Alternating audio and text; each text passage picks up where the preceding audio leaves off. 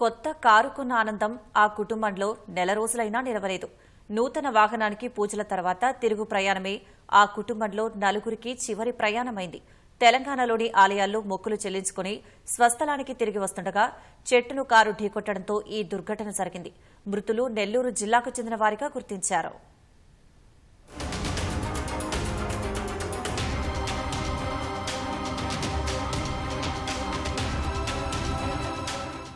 పల్నాడు జిల్లాలో తెల్లవారుజామున జరిగిన రోడ్డు ప్రమాదంలో నలుగురు వ్యక్తులు అక్కడికక్కడే మృతి చెందారు. పిడుగురాళ్ల మండలం బ్రాహ్మణపల్లి సమీపంలో అద్దంకి నార్కెట్పల్లి రహదారిపై ఈ దుర్ఘటన చోటు చేసుకుంది. ప్రమాద సమయంలో కారులో మొత్తం 8 మంది ఉన్నారు. తుళ్లూరు సురేష్, వనిత, యోగులు, వెంకటేశ్వర్లు ఘటనా స్థలిలోనే ప్రాణాలు విడిచారు. ఉప్పాళ్ల ప్రణయ్, ఆదిలక్ష్మి, శ్రీనివాసరావు, కౌశల్యకు గాయాలయ్యాయి. క్షతగాత్రులను పిడుగురాళ్లలోని ఆసుపత్రికి తరలించి చికిత్స అందిస్తున్నారు. కొత్త కారుకు పూజలు చేయించేందుకు తెలంగాణలోని కొండగట్టు ఆంజనేయ స్వామి ఆలయానికి వీరంతా వెళ్లారు. పూజలు, స్వామి దర్శనం అనంతరం స్వగ్రామానికి తిరుగు ప్రయాణం కాగా తెల్లవారుజామున ప్రమాదం జరిగింది.